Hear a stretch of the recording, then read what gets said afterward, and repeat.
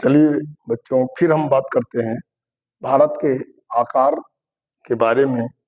भारत का जो आकार है वो कुछ इस तरह दिखाया गया है। भारत को एक चतुष्कोणीय के रूप में माना गया है, यानी कहा गया है कि भारत का जो आकार है वो एक चतुष्कोणीय आकार है, जो एक करीब में कुल भूभाग के बारे में हमने पहले बता दिया। तो कुल जो क्षेत्रफल है लगभग 32,87,263 वर्ग किलोमीटर है। और भारत के जो इस थोड़ा हमने भारत की स्थिति के बारे में बताया कि 0 डिग्री अक्षांश से ये प्रारंभ होता है। 0 डिग्री अक्षांश से इसकी दूरी जो है भारत के मुख्य स्थलीय भाग की दूरी है 8 डिग्री 4 मिनट, जो दक्षिण में है। और ये कन्याकुमारी से प्रारंभ होकर के लद्दाख के तक पहुंचता है, जो 37 डिग्री 6 मिनट है, जो इसका कुल लंबाई है 32 नहीं 3,214 किलोमीटर। और फिर हम जब इसको 0 डिग्री देशांतर से बात करते हैं तो भारत जो है 68 डिग्री 7 मिनट मीन्स गुजरात से प्रारंभ होता है, और गुजरात से अरुणाचल प्रदेश के बीच की दूरी इसकी है 2,933 किलोमीटर। और अरुणाचल प्रदेश में जो मुख्य स्थलीय भाग तक जो देशांतर है वो 97 डिग्री 25 मिनट के देशांतर तक भारत का कुल विस्तार पाया गया है। अब हम बात करते हैं भारत के यहाँ से मुख्य स्थलीय भाग, भारत के मुख्य भारत का मुख्य स्थलीय भाग, भारत का मुख्य स्थलीय भाग 15,200 किमी यानी किलोमीटर है। मतलब यहाँ से प्रारंभ होकर के और भारत के यहाँ मुख्य स्थलीय भाग तक इसका जो लंबाई है वो 15,200 किलोमीटर माना गया है। और जो भारत के जलीय भाग का जो लंबाई है उस पर हमें देखना है। भारत का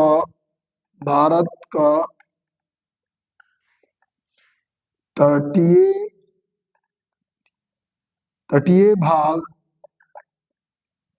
भारत के तटीय भाग की लंबाई, भारत के तटीय भाग की लंबाई, भारत के तटीय भाग की लंबाई 6100 किलोमीटर, 6100 किलोमीटर में 6,100 किलोमीटर भारत का जो है तटीय भाग की लंबाई है। तटीय भाग की, भारत के तटीय भाग की लंबाई बताई गई है। ये कहा गया है कि भारत के मुख्य भूमि की लंबाई, भारत के कर लीजिए, देख लीजिएगा, भारत के मुख्य भूमि की लंबाई कर दीजिएगा, लंबाई, भारत के मुख्य भूमि की लंबाई 15,200 किलोमीटर है और भारत के तटीय भाग की लंबाई 6,100 किलोमीटर है।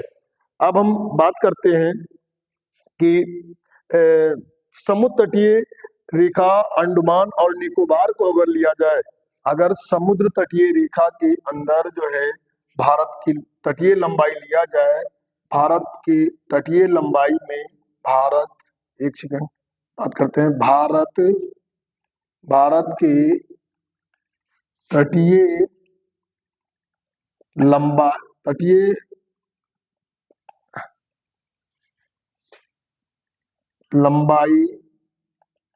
लंबाई में, भारत के तटीय लंबाई में अगर हम में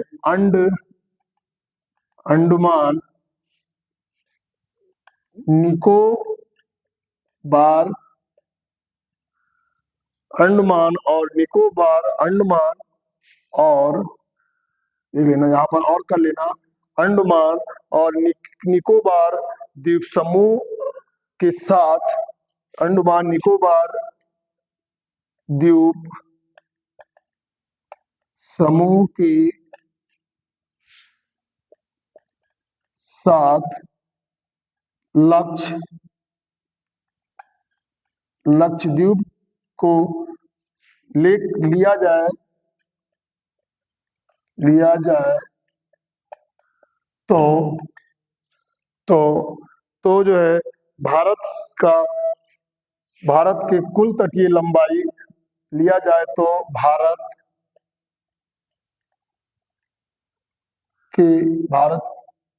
की कुल तटीय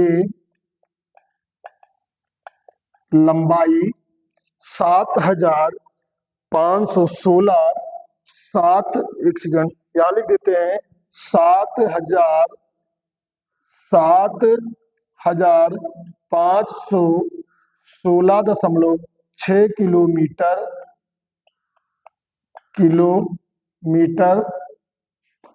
है। अगर भारत